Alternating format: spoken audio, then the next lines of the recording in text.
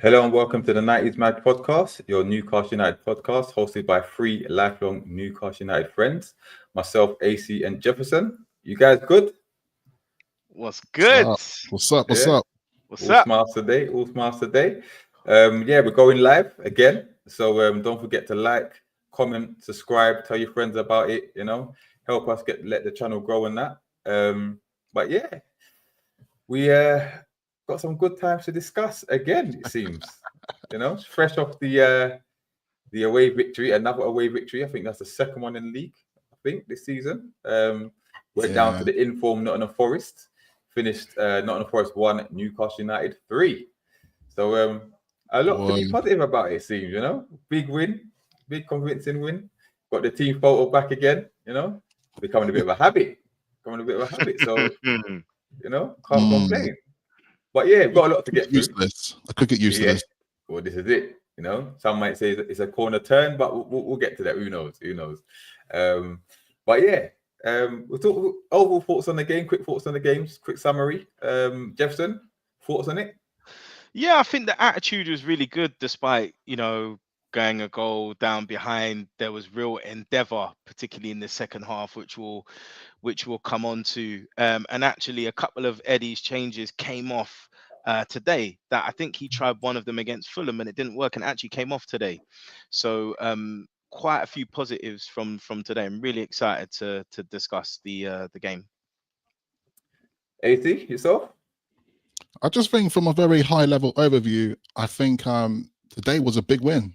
It was a very big win. And the last episode, I did say to you both, and I think we all agreed that as much as the Arsenal win was good, today's game was almost like a bigger game because I do believe that if we didn't walk away with the win, and even if we drew, that win last week wouldn't count for much. And I feel like now with two wins on the bounce, you can see momentum now. It's a big statement of the win because let's face it, the facts are the facts. Like before kickoff, I think Forest were like third in the table. So there might have been punching above their weight a little bit, some might say, but end of the day, they're one of the on-form teams at the moment. And knowing us with our away record, let's put it out there, we're not exactly been the best in our away records. It was going to be a tough place to go to the City ground. But yeah, it's a really good performance, I thought. There's definitely a lot of details, though. Many acts. There's always acts in these games, man. It's never smooth sailing as you think it could be. But overall, though, big win. Got a comment in from the Mighty Win from the NUFC Talk TV. Check out their content, their daily content. Big show. He said, "Evening, boys. Our mojo's back." Hard to argue with that. But yeah, so personally, Atkinson, great away win. Very impressive performance, especially the second half. Going to a tricky ground against an informed Forest team, a team that's taken points of Chelsea. We know they've gone away and beaten Liverpool. Chris Wood on fire, our ex-player, Anderson as well. So a lot of positives to take from it again. And, carrying on the good form, which I think was important going into the international break. It was, I think it was a statement win. It reminded me of the way we performed. It reminded me of how we did a couple of seasons ago when we were really good away from home. We qualified for the Champions League. Had elements of that in it, which I thought was positive. But yeah, let's start from the top. Let's start with the lineup. Unchanged from the win against Arsenal. Did that surprise you at all, or were you expecting one or two changes, or you expected Eddie Howe, knowing how Eddie Howe is, you expect him to go with that lineup itself? I personally knew who's going to do this. I thought, as much as we thought that maybe he might switch it around, maybe Tonali might come in, I thought he would stick with this because let's face it, the way he worked it last time with obviously Gordon playing on the right, Joelinton on the left with Willock and such, it worked so well. And almost just like we looked like quite a different team going out. So I almost expected that he would go with this. I would say there was some surprises though, like seeing Target on the bench. I was just like, because it's funny, because last time we were saying that he's missing, and I was saying he's back of a milk carton, like he can't be seen for days, right? The steroid cream kicked in. And then the following week now, he's on the bench. He's been And then- bathing in E45. Yeah. And I think the commentator or someone said something like, it's the first time he's like made an appearance in the, for the team selection over like 100 days or something like that. I can't remember what some ridiculous stat, but yeah, good to see him back. Yeah. Before we go on, I think we're going to be joined by our special guest. We've got Specs from Geordie Dread TV coming in. I think he's joining now. Big up, Specs. Big You up. good? Big You up. telling me? What? Can you man hear me loud and clear? Yeah. Loud and clear. buddy. Loud and Hear clear. you loud and clear. Big up, Welcome, big up. welcome. My eyes are bad. So who you got here? You got Jefferson. Yep, and Who's AC. the other one? The AC. AC. My eyes are bad, bro. Bro, you have to call me Specs, innit? I Yeah. appreciate you, man. Appreciate you, Welcome, man, having me Specs. in. Welcome. You man are doing big things. Keep me consistent. And yeah, we got a big win today, but I'll let you not lead the show. You get me? I'm just a guest, bro. Yeah, So man. Big up, to you, big up. Yeah, we've got Chris in the building, Brant and Double D. Chris says, he said evening, but Win said the strongest bench we've had in years. I fully agree. And Double D, the long star streak continues. Yeah, we'll talk about that. But yeah, Jefferson, what were your thoughts on the lineup itself?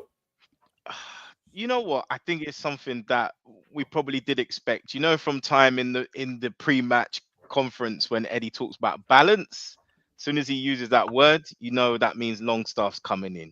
So that wasn't surprising. I think at the moment the back four is very much the back four, and then the key is okay. The things that have been working well, i.e., our left side. Are we going to have Willock there? Yes. Are we going to have joelinton there? Yes. So we're developing some consistency, building upon our strengths. And I think Eddie is clearly displaying that he is learning as he's moving along, which is progressive. So yeah, when I looked at the starting lineup, I was encouraged. And I know that Longstaff is sort of Bone of contention. a tricky, bit of a contentious topic, but Hot topic. I was encouraged by when he came on as a sub in the recent game. Actually, he looked a bit better than when he had started previous games. So, and I thought he did okay today, but of course we'll cover that in a bit. Yeah, I mean, I personally, I wasn't surprised by the lineup, judging by Eddie Howe's comments in his interview, his press conference, should I say. And, the way Forest play, I think we needed that balance in midfield from a defensive standpoint. It's got to be interesting for the West Ham game when we're expected to be on the front foot. That's when I probably expect Tonali to start. But then knowing that Longstaff's now suspended for the League Cup game, I think that's when we know Tonali definitely going to start. But listen, that's for another story. But yeah, no surprises for me. Specs, what about you? Yeah, we asked me, bro. What are you telling me? The lineup. What do you think of the lineup when you say any surprises? Did you expect? No. I understood keeping the same lineup in it. If something ain't broken, you ain't gotta fix it in it. You get what I'm saying? Yeah. But, I wasn't surprised. joelinton, I'm sure he started on the left. Like I was getting confused. I think we all are, to be honest, because he was everywhere. Bro, I can't keep up with Eddie sometimes. But yeah, I wasn't surprised to see Longstaff. I don't like people getting onto Longstaff maliciously. Because you get me, he trust me, Longstaff tries his best in it. That's we know that in it. Like, but yeah, bro. Like when I see him in the lineup sometimes or all the time, I'll be real. I'm just like, oh man, because you know what it is. Longstaff's cool, yeah. Like especially for this game, as you said, he's a runner. You get what I'm saying? So sometimes you have to go with the rough with the smooth. You get what I'm saying? Put his all in, but then like he's always got it in him, and it's like I've got to accept it now and just like go with it. He's always got it in him where it's like a poor touch or you get what I'm saying. Give the ball away. Final third, man. It's the final third. Yeah, always, bro. Like he does it all the time. I was literally shouting at the TV earlier because I was like, new. "Why are you not shooting in that position? Why are you?" Yeah, you should have shot the first half. You on about AC? Yeah. But yeah, he should have shot that. Yeah. Or just get it right, bro. Like there's a moment I think we were 1-0 down still, and everything was linked up nicely, and all they had to do was a normal touch, not a perfect one, normal touch to Isaac, but it was poor. It's like it's either too heavy. Yeah. So it's moments like that. I'm just like, bro, man. But you know what? He's a local lad. He plays for the shirt. He gives 100% every time. He gives 100% every time, and you can't. It's like Dan Burns, bro. Yeah, Dan Burns. It means a lot to him, local lads. Well, let's get into the game itself, right? Yeah, because let's address the first half. Yeah, we'll take it by halves now. Listen, I personally think we were unlucky to go in behind at the break. I don't think we deserved to lead because we didn't really create much, but nor did Forest. They started off brightly, and I think Jefferson, you made a comment in the group how the running of Gibbs White and both Willett, they were really going for it, which was quite impressive. But obviously, it was quite an even game, and then the goal happens, right? Now, silly free kick to give away from Willett. Should we be putting the blame on Isak for this one? Yeah, because I see Jamie Carragher. I think it's Jamie Carragher on the commentary. It's like he was pulling them out, man. He was pulling them out. Now my thing is, listen, the movement the positioning was good, right? And even the movement, he's gone back with one of the Newcastle friends as well, but he hasn't gone to attack the ball. He's just given the man Murillo space to attack the ball. Now, obviously, he's not a natural defender, right? So I can understand why he's got caught, sleeping in that respect. Yeah. But what's your thoughts on it, AZ? So first of all, the team for recent games anyway, and particularly this season, we're doing zonal defending. Last season, we wasn't really doing zonal defending. We're doing man-to-man marking. So it's quite interesting that we start to do this zonal defending. And to be honest, zonal defending, you have to get it absolutely right, meaning that you have to stick to your zone. The fact Isak dropped deep and created that gap, he is at fault for that goal there. And I know Isak's your man, D-man, right? But sometimes a fault is a fault, right? When the light comes on, when the red light comes on the dashboard, when the amber light comes on the dashboard, it's a fault. So you come out of place, and but at the same time, it was such a soft goal. I don't know, man. It's another goal we concede. I'm just like, oh, it's so soft. We always concede these soft goals. I'm just like, don't get me wrong. I can't blame it if someone shoots outside the box. It's a screamer, right? But it's a soft goal to concede. And it was a bit of a sucker punch in a way. Because I was like, did they deserve that a little bit? Because I kind of knew how this game would go a little bit. That Forest are, more than happy for us to hold the ball. And they just want to play this counter-attack driven football. And, when they conceded that, I was just like, yeah, they're going to sit back now. We're going to have to try. And I almost predicted how long it may go, in terms of a long day at the office with this type of play. But yeah, it's a shame on the goal though, man. It's a shame. What were your thoughts on the goal? What are the thoughts on the goal, and were you concerned once we conceded? Brother, I'll give it to you nice and quick if possible. Before they scored their goal, I thought it was a nothing game.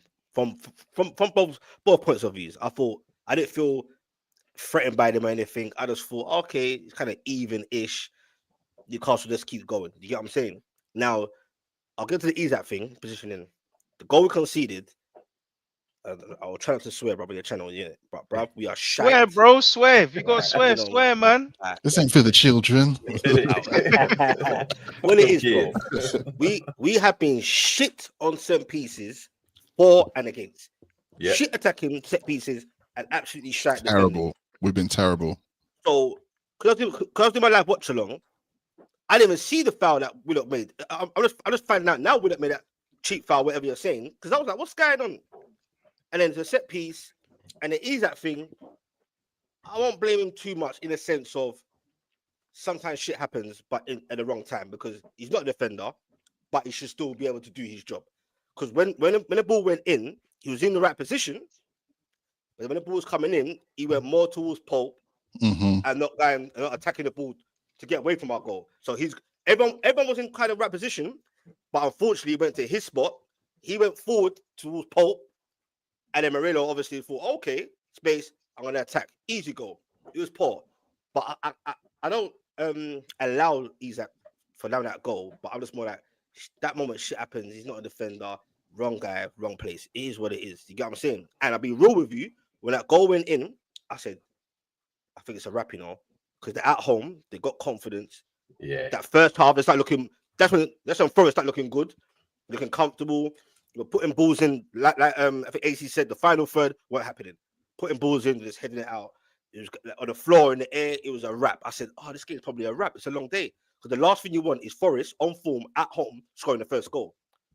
But then I'll leave it as that, because obviously you're going through a process of the game. So you got the second half.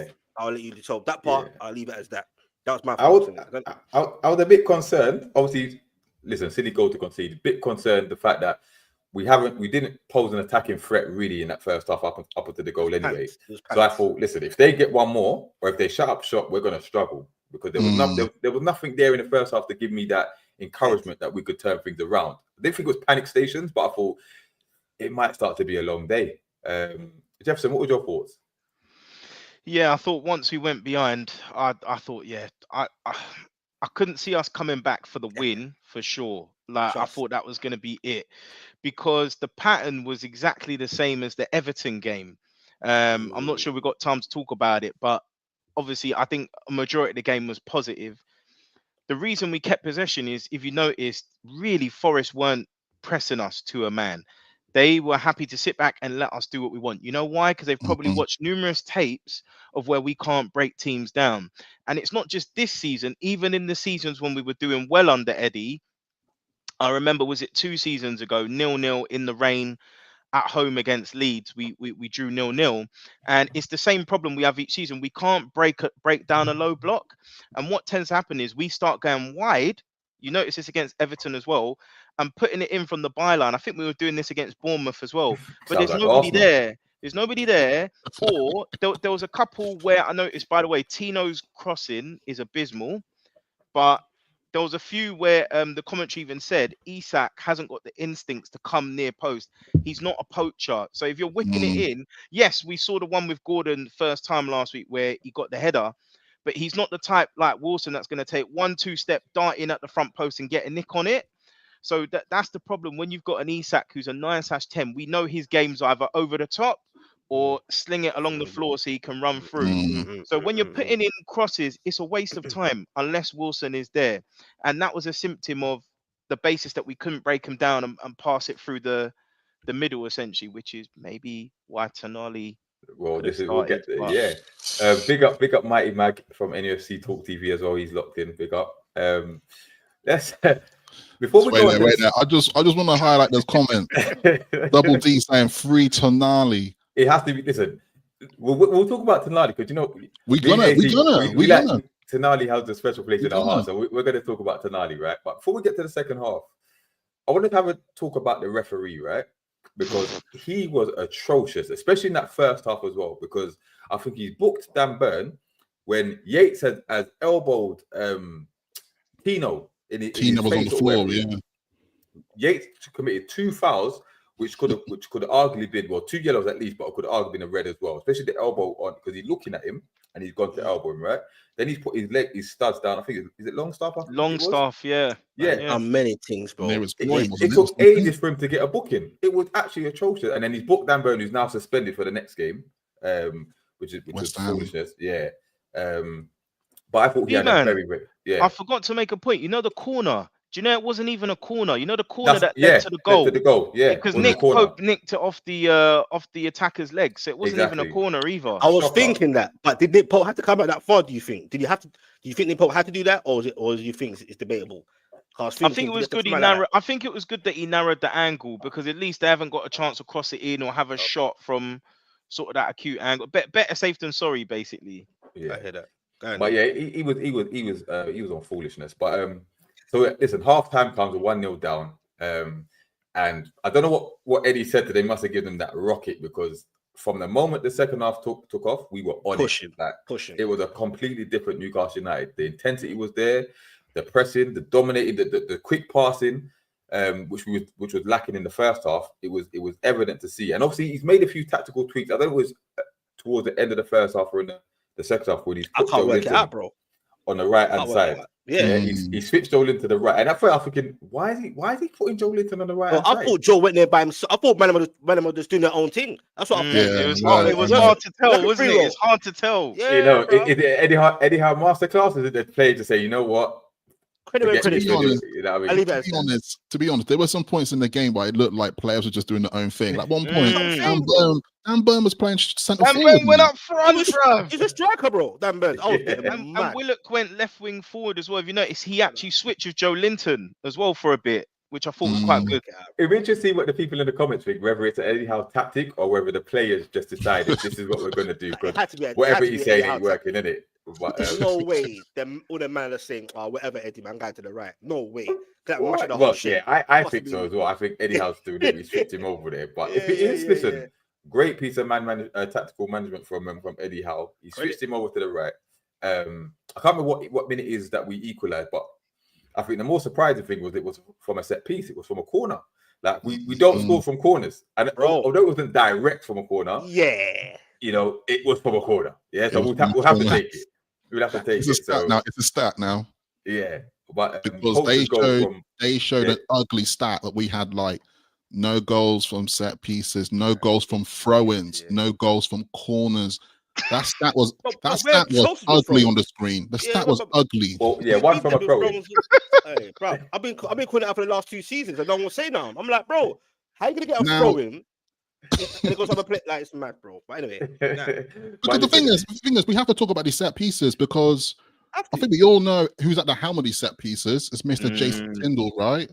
But also, Trippier's missing. Kieran Trippier's missing. Trippier, 10 assists last season. Yeah, I know, but D-man. But do you know who else can take set pieces? Do you know who could take Tonali? Yeah, Tonali could take set pieces. So we need to see more of that. But he can't take set piece if it's not on the pitch, can he? Again, we'll get to it. But listen, Mr. Alexander Isak, no, where's my free Tonali comment again? Let me put it on screen again one more time. Tonali, man, just saying, I came in a little bit more positive today. I'm not being the ultimate villain today. No, we're waiting for you, but we still got time. Don't worry, we still got time because I know you, bro. Right? Listen. Well, anyhow, AC's on smoke right now. Nah, I'm not on smoke, right? I just got to say how it is. I do have to say how it is because let's talk about Mr. Alexander Isak, right? Because that's four goals for the season now. 4 in 4. More than that. No. It's not. I think he's got 5. Well, five. But he's got 4 in the last 4 in it. Yeah. But I just want to say that there's been a lot of talk about Isak, right, amongst the fan base because there was this quote that come out that said that he's waiting for us to qualify for the Champions League. Otherwise, he's off and he's not going to sign a contract extension, whatever. But let's be honest. First of all, he's got a bag of years left on his contract anyway, so there's no pressing need to tie him down to a new contract. Second of all, this never comes from his mouth directly, so you have to take it with a pinch of salt. And thirdly, all this talk about we need to sell him, blah blah, is nonsense because he's our most important striker, our best striker. Yeah, if we're going to score goals, he has to be on the pitch, right? And he's proved it now. Now he's back up to full fitness or getting back to full fitness. How important he is for us, right? So all this talk about we can get by, right? No, dead that. That's dumb. Yeah, who's talking that nonsense though? Listen, if you listen to a lot of the fan base, I'm telling you. I'm gonna say it out right now. If fans are talking like that, they deserve a slap. No, they're bots, bro. I think it's a Seriously. creative. No, real talk, brother. Because so cut you, man. Like I've been hearing that, and I'm like, okay, sell him and then buy who, brother. At ease doesn't come along often, bro. Do you get what I'm saying? Like, and you can't find strikers. So I'm all about building on players. If you can keep them, but they mean necessary, then you build on those players. You don't just be like, sell them and get what? Brother. Anyway, I just think I swear it's box, bro. I'm just happy that we had him and he's on form. It's a pity that he's going to go for the international break now because he missed the last one for the toe injury. But hopefully he stays fit, doesn't get worn out and stuff, and he can come back firing again. But listen, 1-1, and I thought we were by far the better team by now. I think we deserved the equaliser, and we didn't take our foot off the gas after that. Like Joe Willock was amazing again. For the 60 odd minutes that he was on the pitch, he didn't stop running. He was linking up well again. And driving, bro. And then he created that chance at was it at 1-1? When he floated it over to Isak. And the volley. If that would have went in, I thought at least on target, Isak. At least on target, mate. But that would have went in. I would have lost it. That would have been crazy. I would have lost it. Yeah. But then such a good goal. There's a surprising thing is that what minute did joelinton score? Before the subs or after the subs? I swear it was after because Tonali was on, wasn't it? Tonali was on because he took off Joe Willock, right? And I thought, like he's having a good game. Like, obviously, you want to see Tonali, But I thought for Joe Willock, and Joe looked a bit upset about it. But I'm thinking, Nah, is I that thought we really long the stuff. right? I was pissed. I thought it could be long stuff, Yeah. but he hasn't been doing that. To be fair, yeah, he's been putting them both on the pitch of late. So Tonali comes on, and we just go up a level. We just go up a On it. level, yeah, On and it, we pushing.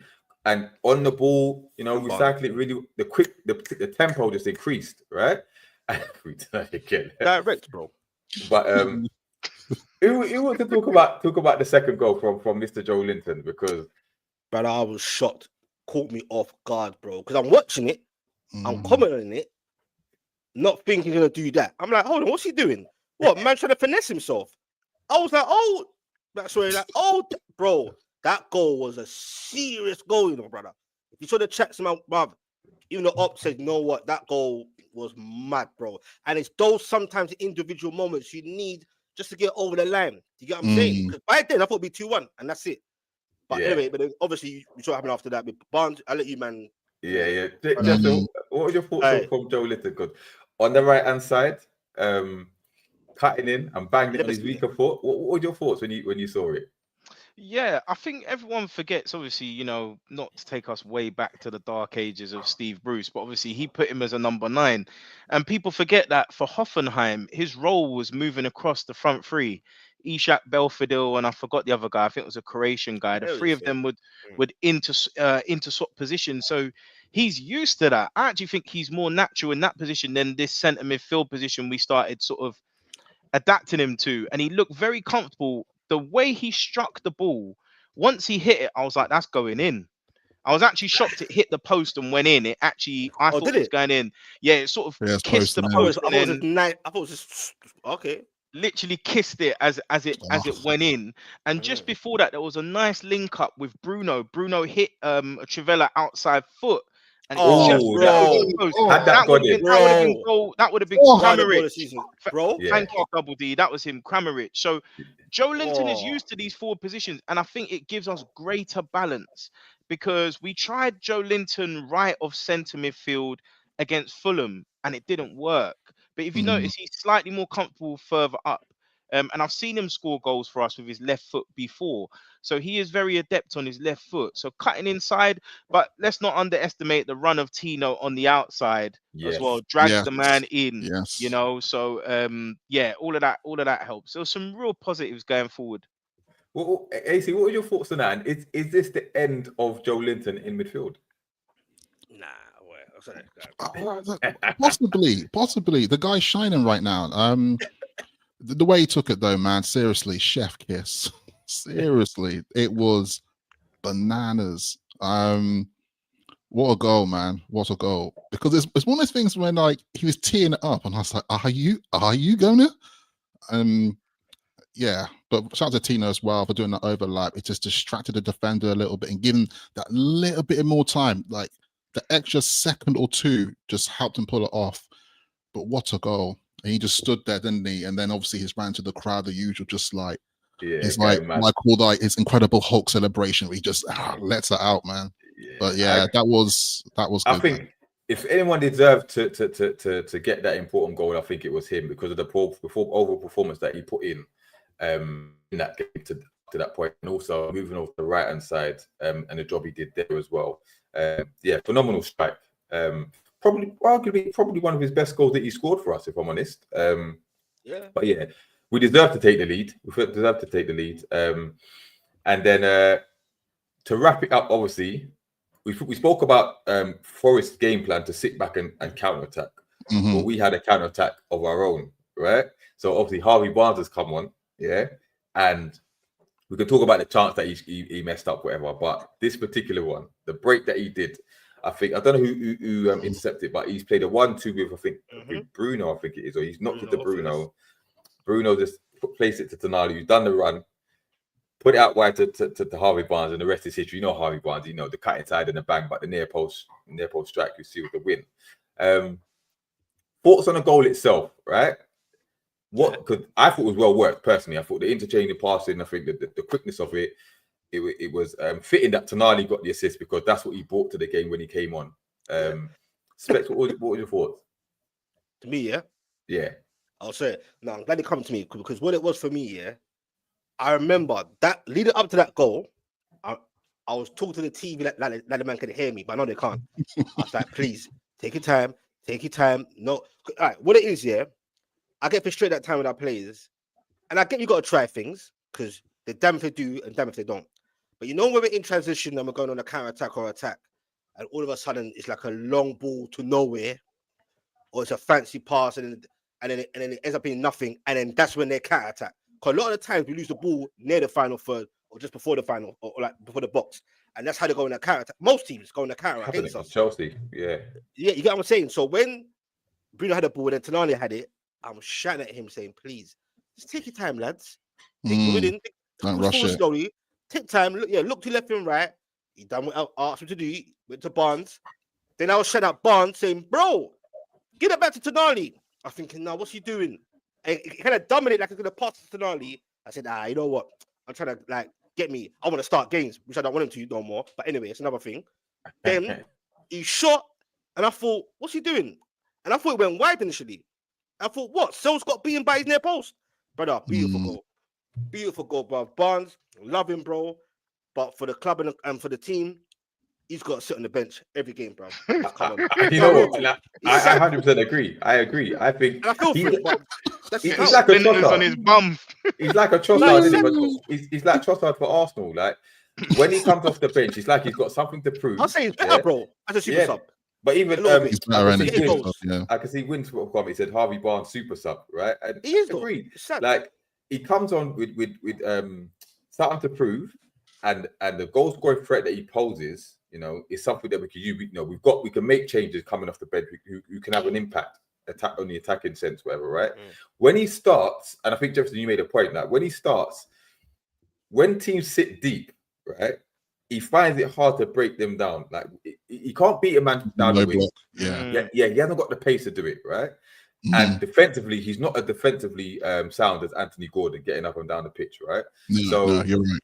His skill set in that respect is quite limited. So when you want to stretch the game, he's your guy.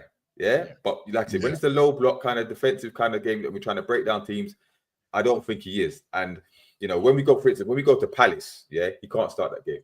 Right? Because he's not that. I mean, he started last season and he was horrendous, absolutely horrendous.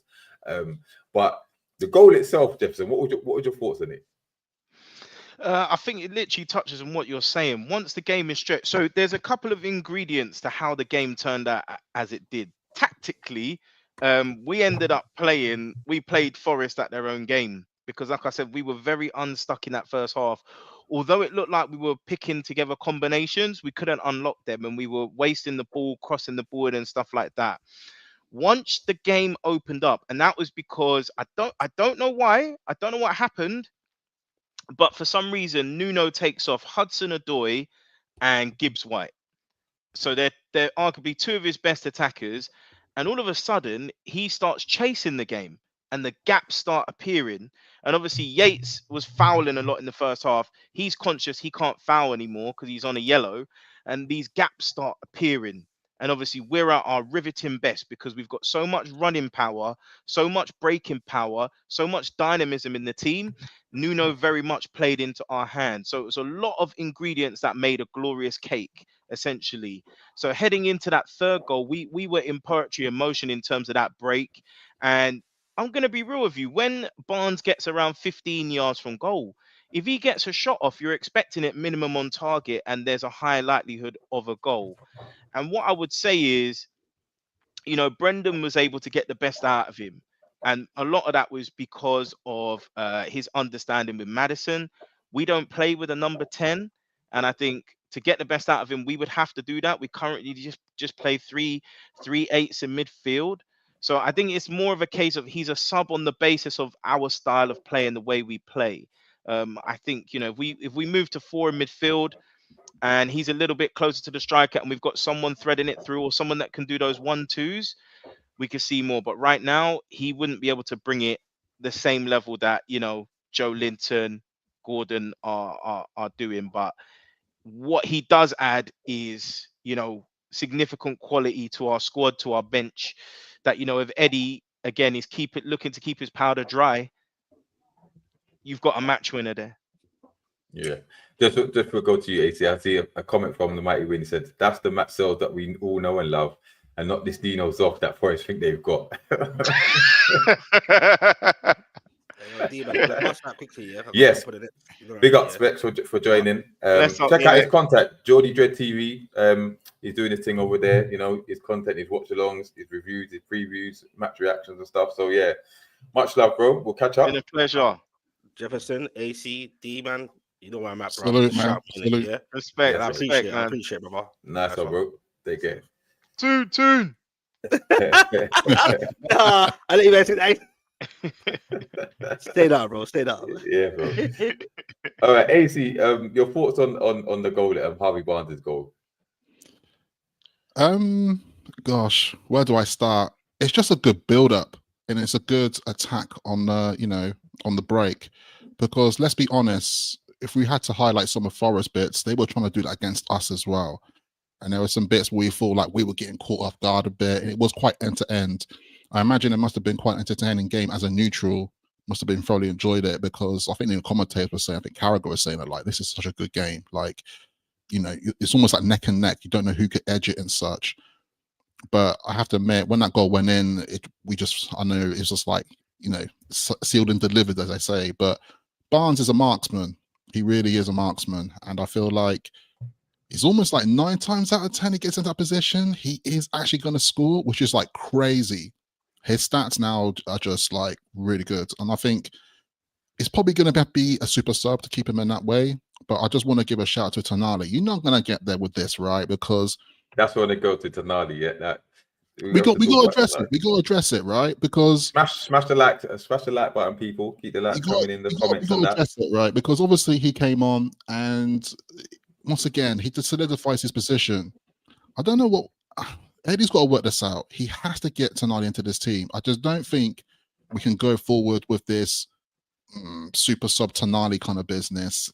He's too good to be on bench, man. And also, people might look at that and say, yeah, Tom and I didn't have much what to do. But if you look at it, once again, perfectly weighted pass. This guy does this all the time, because there were some moments in the first half, and I'm sorry, but I'm gonna have to pull out Longstaff into these examples where you need that perfectly weighted pass and it doesn't occur.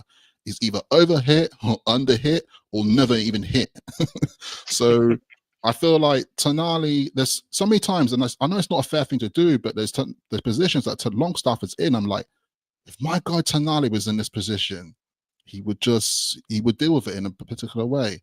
But Barnes, man, I think he's just a shining star, man. And I think, we missed him so much from last season. And I feel like now he's really like solidifying himself, and it's just good options to have, man. And I have to admit, like, in the comparison of what Forest were doing off the bench and what we were doing, it's like one of the first games you can look at and be like, we did have some ammo come off the bench, which helped us seal the win. So, yeah.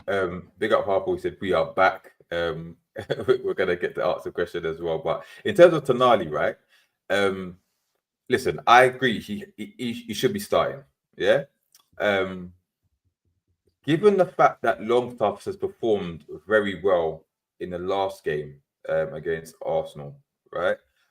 I'm unsure that Eddie Howe could justify dropping him, dropping anybody, to be fair, but dropping him in from that midfield, given the balance that he brought to that team. It's hard, because I've always said when we want to dominate teams and be on the front foot, Tonali has to be the guy. When we're not, it's when it's the other way around, Longstaff has to come in. But we know Tonali's skill set is a lot higher, it's a lot better than Longstaff's, right? Especially from an offensive point of view. His quick passing, his control with the ball, his vision, all of that, right? I just don't know when he's gonna get a consistent run in this team, and in what position, because we saw what he did at Chelsea when we played the Chelsea B team. When he sat in the 6, that was he ran the game, he controlled the game, dictated the pace of the game, played very well. We know that Eddie Howe thinks Bruno likes to be in that position. I think most people would agree that Tonali can be in the 6 and Bruno in the 8. Whether Eddie Howe sees it like that, I'm not so sure. Now, I mentioned it earlier. We know he's likely to start the cup game because Longstaff suspended, but it's the West Ham game that I want to see what he does there, because he's going to use that excuse of, oh, Tonali's played international football again. You know, he might be tired and that stuff, right? I don't want to hear that, man. I don't want to hear that. Right. These are trained athletes, right? It's This true. guy is fit.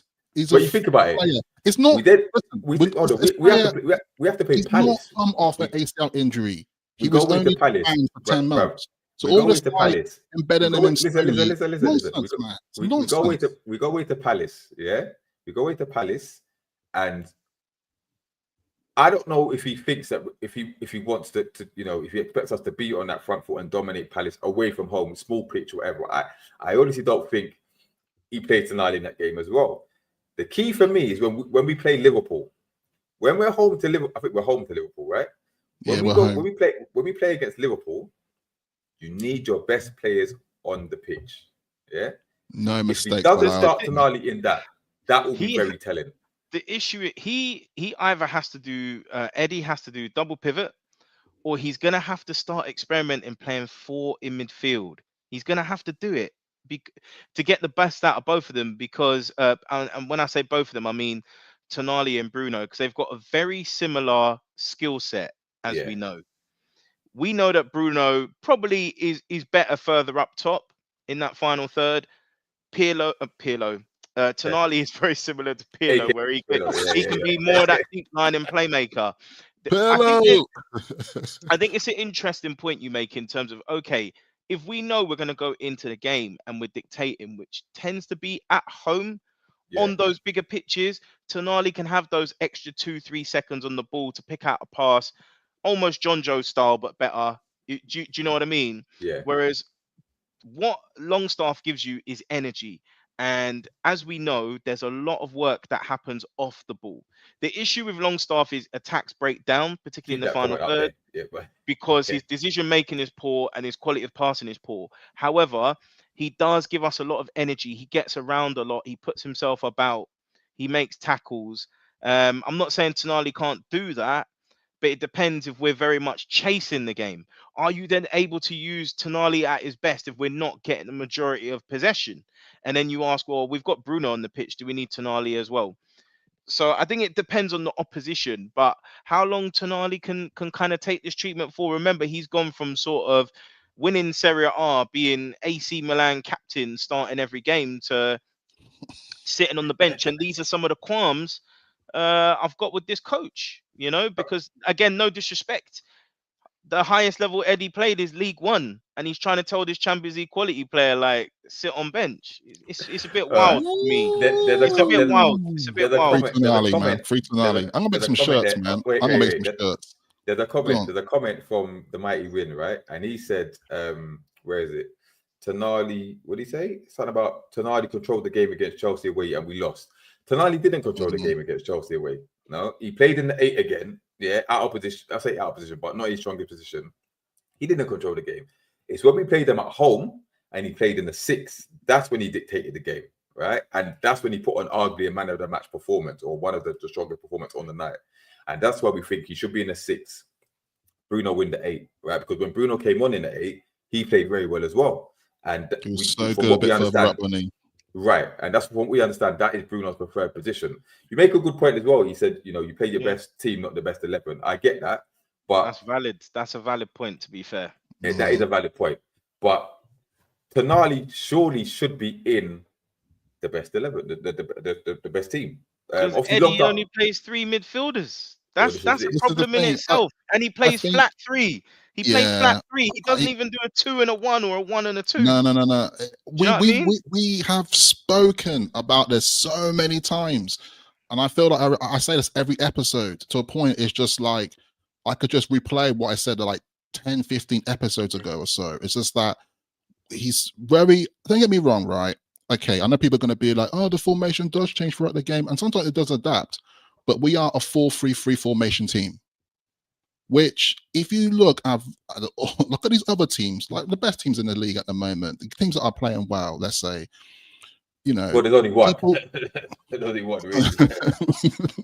but could you put know Brian what in you know where I'm going from, innit? Right? Yeah. Not many teams out here are playing 4-3-3. I need to do my homework a bit, but I would love to try to find out how many teams are actually playing 4-3-3 in the Premier League right now. I don't think there's a lot, because as a standard, a lot of teams are playing the 2, so it's a 4-2-3-1, because you've got 2 midfielders who are holding, and obviously with us, it's like begging for the double pivot, man. It's driving me insane, because I kind of feel like we're never really going to get there with Eddie doing that kind of formation, because it's just not his style of play. I just don't think we're ever going to see it. It's a big wish list. But I'm telling you now, if another manager was to come in, right, who would experiment and do that, it'd be a massive change to the system that we would play. We would control more. You wouldn't leave the back so exposed, because despite we won this game, there were moments in this game where Forest still exposed us, where there's no cover. It's just open again. And there's times where it's just 3 men at the back, and it's just, you know, men are just like chasing with the backs against the goal. So I feel like, despite we won this game, this is another game where it could have easily turned around and been the opposite, because I disagree. I don't think Forest showed anything in that game to suggest that they were going to beat us. Other than the goal when they scored, I don't think they would. I don't think any Forest fan could say they were the better team at any point in that game. I'm not saying the better team, but there were times when Forest would hit us on the break, because that was their play. Yeah, and every time we hit on the break, every time we hit us on the break, our players, there's just not enough cover, man. You're talking about one man, Bruno, how many times do you see Bruno like running like this backwards to the goal today? I did see one. How many times do you see that? Chase him, man. But listen, let's stay with the positives, right? Because obviously we spoke about Tonali, but there was a lot more. There's a lot of other positives from the game players, like obviously joelinton we spoke about. Let's talk about Lewis Hall, right?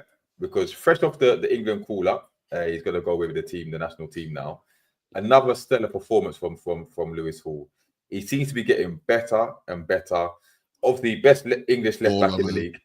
Some are now saying the best left back on form in the league. I know certain I want to say better than Robinson. Yeah, you know what I mean. But better than Robinson. Yes, right.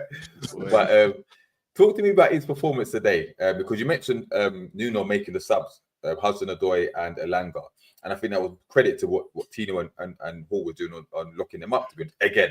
Yeah. But what were your thoughts on Lewis Hall, AC? I thought it was excellent today. Once again, he's just such a good player, and you can see that game by game, he's just getting better and better. It's almost like he outshined his performance last week against Arsenal, because he's so confident and comfortable of just taking the ball forward to a point where he is another player in the midfield. And I think that's where we take advantage, because then, like I said, the formation does adapt in shape, because he can come up, but there were times as well he would just sit as a back three as well, and he can happy to do that as well. And he has the pace to do the recovery. But there are many times where he's willing to do it all, man. He's willing to do the overlap, he's willing to cross, he's willing to put the tackles in, he's ready to cover, he's doing everything. And you know, I'm really happy for him to get the England call up. I know it could be selfish as a Newcastle fan, but I feel like it's a bit too early still, because I feel like this is a player in development, you know, and you know what's like when you get internationals, man. It's just like extra game time, man. But at the same time, he's a young lad, he's fit. Yeah. You know, he's got all the air in his lungs, man. He can run. So you know, all kudos to him. And you know, it's one of the things where he easily could have got man of the match again today, you know. Though joelinton got it. So that says a lot, you know, for our left back here. But at the moment across the Premier League, it's hard to actually look at other left backs to see who's actually on this performance of consistency right now. I think Lewis Hall is just shining right now. A couple comments about Lewis Hall. Harpo said, don't remember when Lewis Hall had a bad game. Generational talent. And Mighty Mag said, Harpo, Hall has stamped his place in the team, in my opinion. Yeah, I think that. Yeah, go on. No, I was going to say one thing actually, because I was thinking about this earlier, and I was just thinking, I don't want to get too far ahead of myself, right? Because early days with Lewis Hall, he's a great player, and I think he's got a very high ceiling. But I was just like, this could be our best left back in a long time. I'm being honest here. Like take your mind back, guys, to our left backs. I know everyone's going to rack their brains now. Jefferson's got the Excitopedia left backs. But, you know, I look at our left backs of like Jose Enrique, right? Excellent left back, you know. But there's not many who were as Olivier consistent. Oliver Bernard, yeah, man. I knew Yeah, you're going to go there. Andy Yeah. Griffin. Bernard is excellent. So there are definitely some key players in there. But obviously, all those players we're talking about, how long ago was that, guys, right? A long time ago. A long time ago. So it's nice that we're going to have left back here who's really going to solidify his position and won't budge. Didier Domi, Joe was Didier Yeah, Domi. remember my guy. Because also I don't want to trigger people's PTSD, shall I say, but wasn't too long ago, Dan Berman's at left back, right? And whoa. Dan Berman was solid at left back 2 seasons ago. You know, listen. We had He got 16 clean sheets, didn't I we? know. But the thing is, it's one of those things where it was a good journey, but ended up quite bumpy towards the end because my man was getting skinned out left, right, and center every game. And let's not ignore that. So anyway, back to the positive though. Lewis Hall, excellent man. I'm really happy for him, and he's just building so much confidence. He looks so comfortable on the ball. Easily one of the most confident players every time he has the ball at his feet, no doubt. Jefferson, anything you want to say on Lewis Hall? Yeah, just to add to it, I mean, without doubt, he is a standout player. His performances certainly belie his age. You know, I think what divides him amongst other players and where you can see his quality is his game intelligence. What I liked about what AC was talking about is there's times he knows, look, if I go forward, I'm going to leave my boy Dan Burn in trouble. So he knows when to stick, when to go, when to overlap, when to cross from deep, when to overlap and cross, when to dribble, when to try thread it through. You notice he attempts different things. And I noticed today there was an initiative. There was a bit where he took some initiative when, again, there was a lot of passing going, and we weren't going anywhere. He just said, yeah. He took the ball and he just ran past 2 players, and he was like, right, who can I give it to? He tried to thread it through the middle. It got blocked, but I appreciated that. Like, come on, let's put some impetus in the game. Yeah. So just to bring it to life a little bit, I've got a couple of stats on Lewis Hall. So this is from today. He had 101 touches. He completed 70 out of 75 passes, 6 recoveries, 4 interceptions, 2 blocks and clearances. And that was courtesy of Magpie Media, by the way. And just to say, he's 20 years of age. And I think the key thing here is his performances. I think you can see his trajectory is moving quicker than Tino's. So the better he's looking, is making Tino look like, oi, you're looking a bit raw here. You need to fix up, look sharp. I think Tino's time will come, but the other thing I've noticed is just his concentration. And you know, he was up against some difficult wingers today, and he took it to him. He didn't look fearful in any way. So he's clearly an asset, technically gifted. I hope we can keep him fit, and he's a key part of how we can progress in this team. Keep smashing the likes here, people. Big up Mighty Mag. He's hit the sub buttons. He's another subscriber, so big up for that. Much appreciated.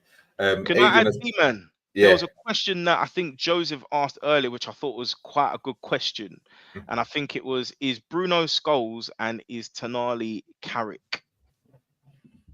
Tonali, Carrick, in that 6 year, you could argue. Bruno Scholes, I think Bruno's got more to his game, with the ball. I'm not saying passing, obviously. Paul Scholes' passing was phenomenal, right? So don't get twisted. We're not going there, bruv. We're not going there. I'm talking about ball. No, listen. I'm talking about ball carrying ability, being press resistant, that kind of stuff. I'm not talking about who's the better midfielder because Paul Scholes, we know, is clear, right? But I'm just saying, in terms of like, Paul Scholes was known for his phenomenal passing and arriving in the box, but he wasn't a good dribbler. Yeah, he wasn't press resistant, but I suppose not many were in that day anyway. But I think in that respect, Bruno's got him on that. But overall, yeah, Paul Scholes is clear. Even though me and Paul Scholes, I don't think he's anyway. That's for another story. Isn't it? It's Man United, man. We don't like Man United around here, do we? But Adrian came with a comment. He said, "Wasn't Eddie's default formation at Bournemouth 4-4-1-1?" Interesting. But speaking of Eddie Howe, right? We have to talk about Eddie, right? Because how much credit do we give to him for this performance in particular? I know it's a bit. It's because I've Let's got talk about it. Let's talk about it. because I've got AZ came in the group chat, Jefferson, for you, right? And he said, here we go. Here we no, go. he just said, where is it? I'd like to review of how over the last 3 games and some of the changes that he has made. So, what are your thoughts on in this game in particular, and him over the last couple of games? Have you seen a different Eddie Howe? Are you impressed? Are you not? Is it more the players? Like, where do you stand with it? Listen, I think we have to give a huge amount of credit to the players. I think you could even see today that the players took initiative. By the way, if you go back to the episode, I think when we covered the Everton review, I said Eddie should start experimenting more and should put the 2 fullbacks as a back 3 and put, I can't remember if I said either Dan Burn or Cher up front in the last 10 to 15 minutes of games. And they did that in the first half, but I don't know if that was due to Eddie or to the players, or if he has been continuing to listen to 90s mags. But listen, what I would say is this: he's reverted to type in terms of, okay, in my memory banks, what has worked well previously for the team? Well, that's having Willock left centre midfield, Joelinton left wing forward. Is that reinventing the wheel? Is that anything new? No. But we know that it has worked. We know that the next phase of the team or our progression is to become a possession-based side. You cannot have chaos, people running everywhere for 105 minutes every week, because you're going to get those injuries that we had. So he's not really, you could argue he's not really evolved the team. But in the short term, yes, he's been able to rectify a few issues that we had by making said changes. But you could argue again, he's reverted to type. So plan A, potentially plan B. What have we got beyond that? So that for me is the issue. Are we going to be patient for a manager who is arguably still working things out, is still learning, and if his number one approach to the game isn't working, it's kind of like, well, that's all she wrote today. Do you know what I mean? I hear what you say. So that's the thing for me. It's coming off, but I think we can see the trajectory. I think people would be fooling themselves if they think the way that we play is sustainable. It's not sustainable. For it to be sustainable, we have to evolve into a possession-based team. But the only way we can do that is if we get our recruitment right. So Eddie's doing what he can with some of the players that he has. So it's not a direct answer, but I've tried to answer that the best I can. So AC, would you agree with what Jeff's saying? What is there something to say about the in-game small tweaks that he made, especially from today when he's put joelinton on the right-hand side? I know you're talking about the predictable subs, but the subs came on and changed the game or improved the game, should I say, improved the performance and made an impact. Are we giving any credit to that, or is this is what any manager would do? No, I think I have to give some credit where it's due, because, I was definitely a person who was criticizing quite harshly, when there almost seemed to be like no answer to anything. We were struggling, man. And we were obviously winning some games and it was scraping through, but like we were talking about performances versus results, right? And that was, guys, that wasn't too long ago. And we were talking about who starts on the right. Is it Murphy? Is it, we had, remember those debates? That's not long ago, right? Yeah. But it looks like he has adapted and changed things. Now, I did text you guys earlier of like, I can't see Almiron or Murphy getting to this first 11 right now. And I'm not even joking. But that's a good progression to see that. Like, I commend him on that. That's a good position to be in, because we knew Murphy just wasn't working and it was getting tiring and it was hurting us quite a lot. Let's be honest, it was hurting us. There was definitely some games where I see Tonali passing the ball and Murphy just looks out of sorts, and Tonali just like hands down us looking like, what more can I do? Like, kind of thing. And it is what it is sometimes. You got to just show it what it is. And, we demanded answers, and I'm starting to get some answers. But there's more answers needed, though, in my opinion, because, I joke about free Tonali. Shout out to Double D for that. But I do joke about it, but it's a serious conversation still. I feel like, okay, we managed to hit this next gear a little bit. We got a bit of momentum. It's good. But You cannot keep Tonali on the bench. You need to work this out a bit. Yeah. You got to have.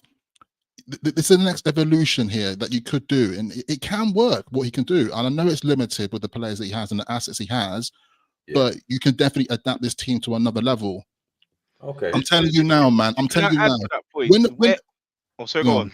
I was just going to say that in terms of the proof of the pudding, where we're going to see that is if Eddie lasts to that point is the next window, because Paul Mitchell would have definitely settled in, got his data and analytics going. And if he's saying, look, I've got this guy from Brazil, I've got this guy from Belgium, I've got this guy from Austria, he has to trust it. I'm not saying we still can't sign Premier League proven, but he's going to have to trust random foreigners with these stats that they can integrate and fit into his team. Because, like I say, in terms of that next stage of evolution, we're going to need players that are, that are comfortable in possession. Okay, so first of all, Harper said that he agrees with you, AC. He also said it was deserved criticism. Like any team that aspires to win things, we need to be honest enough with ourselves to say when the performances aren't good enough, there's nothing wrong with that, and I fully agree with that. Yeah. What I will say about Eddie Howe, is that we know obviously our thoughts on him. Like, we won't go through that, but I think there's something to say with the current squad that he's got, right? Results and performances are improving when players are back to full fitness, right? Because I've been screaming up for Joe Willock to be playing and to be starting, right? And we know in Willock's injury issues that he had, and even Justin, you questioned it earlier whether he's good enough, not good enough to stay in the team. But if he has another injury hit season, should we be looking to moving on, right? So I give Eddie Howe credit for where he manages his return to the team. He started on the bench since the beginning of the season. Now he's got his time, and he's not playing full 90 minutes. He's playing like 60 minutes here, 7 minutes there, but he's making a big impact on the team. And like I said, the introduction of him has freed up joelinton to do the left wing forward and to swap interchange and provide cover for Lewis Hall. So again, the in-game tweaks that he's done this time, bringing joelinton onto the right-hand side, I commend him there. Obviously, the last game he put Gordon on the right-hand side, it worked to treat as well. So I have to give him credit in that respect. And although the subs are very predictable, the timing of them, 65 minutes. But they are making an impact, And he always said once he has game changers from the bench, it makes a big difference. And as much as I advocate for Tonali to start, I'd rather have Tonali coming off the bench than Longstaff coming off the bench. If that makes sense. I don't, but that's something that Eddie has to solve anyway, because Tonali should be starting. I'm not disputing that at all.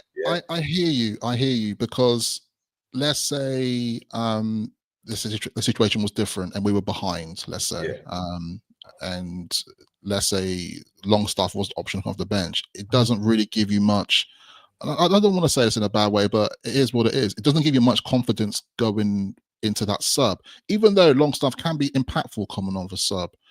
But I think it could come down to the fact that, let's face it, our squad is very bare bones, and we've still got a lot of we're still transitioning. And I think, but AC, whose fault is that?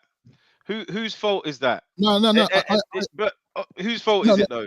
No, we can get into that. I want to hear it though. I want to hear it. Listen, right? Because I think we have to call it out, and it is what it is. It's the fact that Eddie Howe's been at the club for 3 years, right?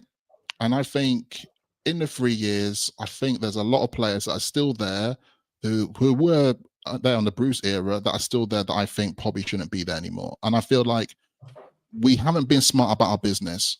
And this is when Paul Mitchell called it out about our transfer strategy was basically pants. And I think and people took it the wrong way, because people were like, Isak was good signing, Bruno was good signing, Gordon was good signing. I'm like, they are good signings, but that's not just about a transfer strategy. Transfer strategy, right? It's about people who come in and players who go out as well. Now, I think there's something very alarming here, and one of them is definitely Callum Wilson. This guy should have, and I hate to say it like this, because we love Wilson, right? He's done a lot for the club, and he has a great record as well. He's still got a great record, but the fact is, he's just not available. We're still playing with this one striker, or 1.5, shall I say. But the fact is, it's like he wasn't moved on at the right particular time. We extended Almiron's contract, right? Who at the moment can't even get a game time, right? Can't even get a game time. We've been screaming for a new right wing player. We have not upgraded the right wing player, and I don't want to hear Gordon is our right wing player because technically he's a left wing player. We have not upgraded the right wing position for years. The right wing is but still the right AC, wing since Steve like Bruce Eddie era. said, there's no one out there that could improve the quality of this squad, and that's the thing. Yeah, this is what I don't understand. Fans were going on at Mitchell. The guy had been in the club 2 minutes. 5 minutes. You know what I mean? Let's have a go at Eddie because Yeah. that statement is absolute rubbish. Being real, he threw his toys out the pram. He felt put out. I don't know how things are now, but he put his pride at the detriment of the club, in my opinion. Yeah, okay, so even if he went Premier League proven, why didn't he get Mbeumo then? Why are we only going for Mbeumo now? Why do we look to get Elanga on the last day? Yeah, Elanga was so You know what I desperate. We looked mean? so desperate for Elanga on like deadline day. It's just like All right. It's the lack of ruthlessness, but we're starting to see something.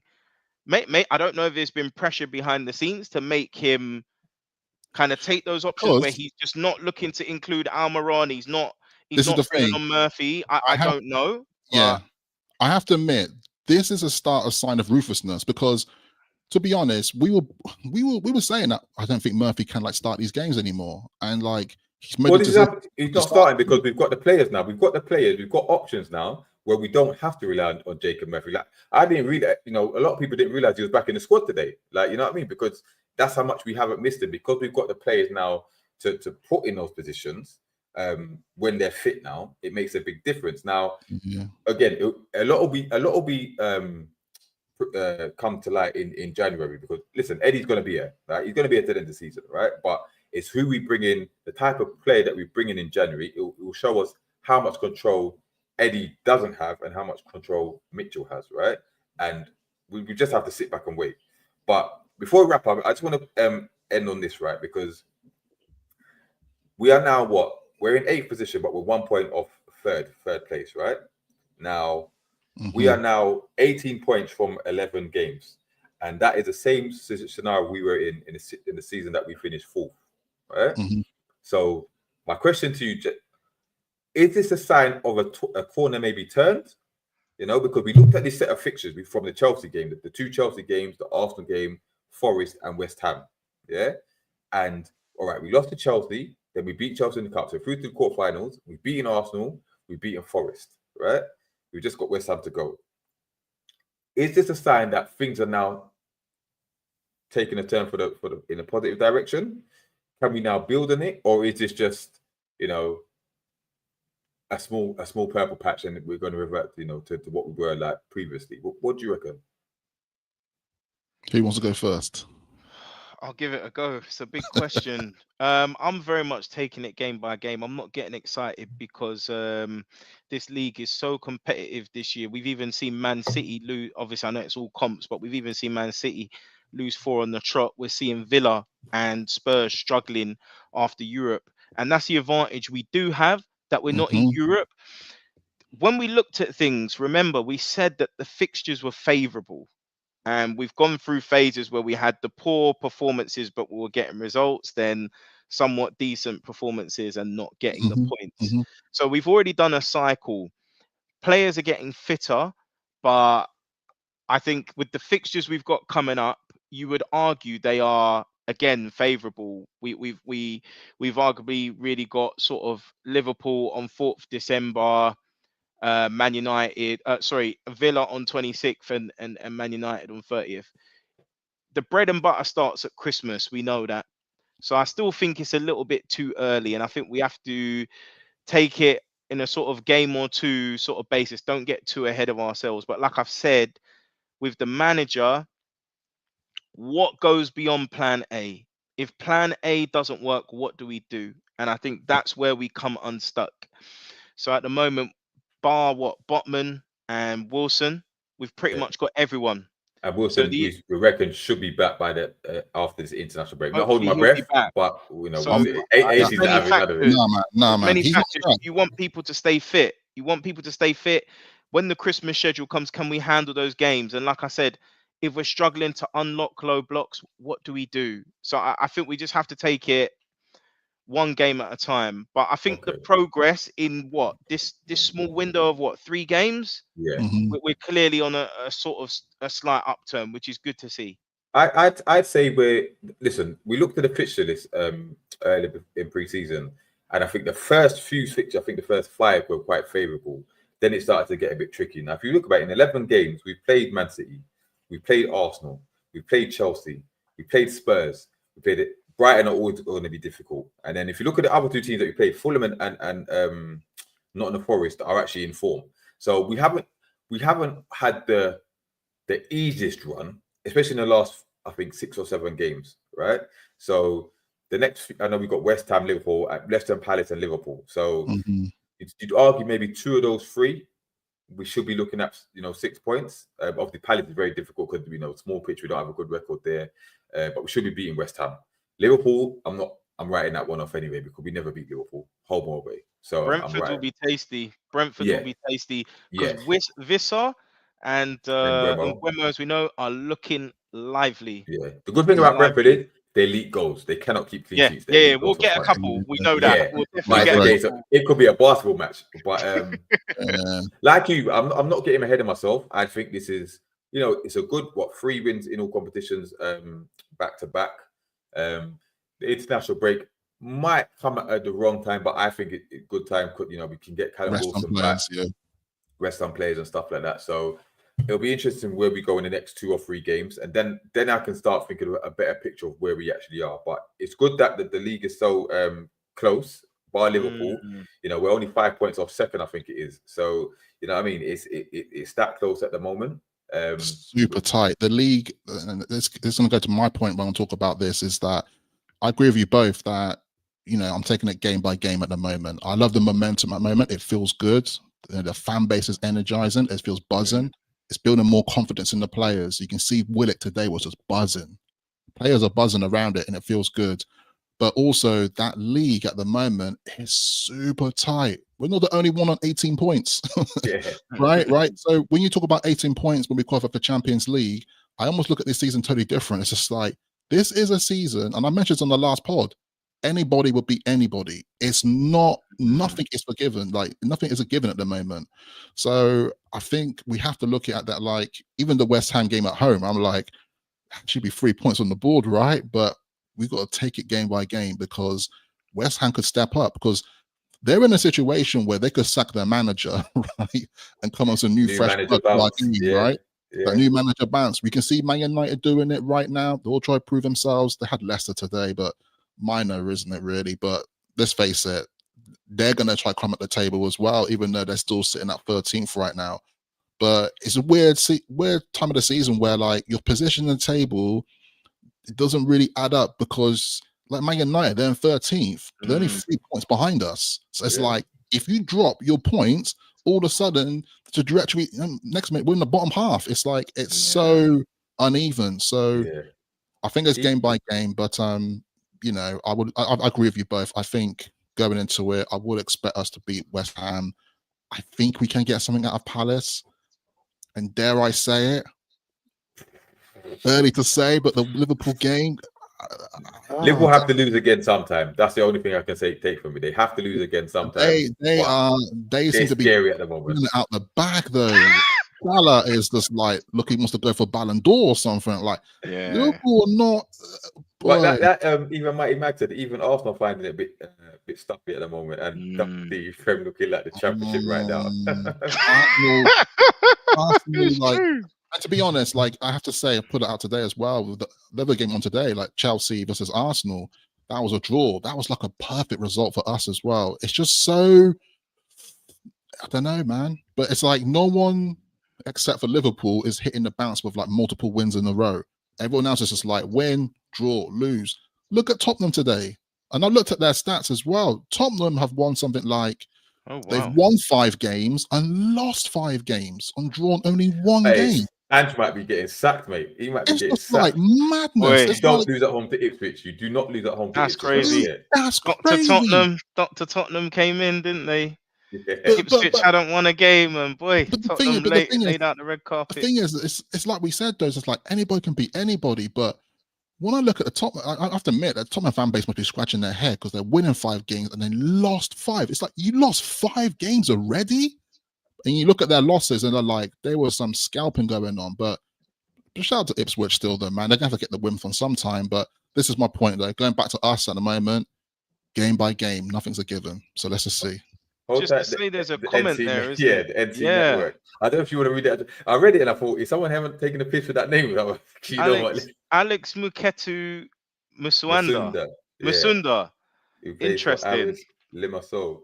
When I saw that laugh, I forget. Am I saying that right? I forget. Maybe that's some rude Is that word. Greek league or Cyprus? Greek league, isn't it? Yes, I believe so. Interesting. Interesting. Big up, Stel. Big up, Stel. I got some other comments to highlight here. I'll check him out. I'll check him out. We got Forest, got our rough fixtures. Looks interesting off. Yeah, no doubt. I think. Cypriot. Okay. I think that little dream where they were third is going to start disappearing. Like, and Double D saying Prem looking like the championship right now. It's true. It's just easy for you to say Double D when you're sitting pretty at the top of the Premier League with Liverpool. Yeah. Even Nunes scored. Boy. Wow. But then he reverted the type again and can't hit a barn door. So it is what it is. But just to say though, I just want to say before we jump, I've loved the interactions today, and I love some of the stuff on the retro stuff. So I really think the demand is there. We've got to do a retro episode, and would love people coming on and talking about, you know, historical players, John Carver, great Steve memories. Bruce, Sam Allardyce, yeah, Johan Kebab. Steve McLaren, yeah. Steve McLaren. Oh, Charles Insomnia. Hey, joking there needs to anyway. It's another thing, but yeah, we'll leave it there. Thanks all for tuning in to our second live episode. Hope you enjoyed. We will be back for the West Ham game, whether it's a preview or a review of that one. Don't forget to follow us on the socials, on the Twitter or X at 90smag1990. This will be available on the Apple and Spotify, Apple Podcasts and Spotify. Big up Specs for joining in early on in the show. Check out his content, Geordie Dread TV. Yes. We'll put his link in the description below as well. But yeah, until next time, thanks for tuning in. We're out. Peace. Peace. Salute, people. We gone. In a bit.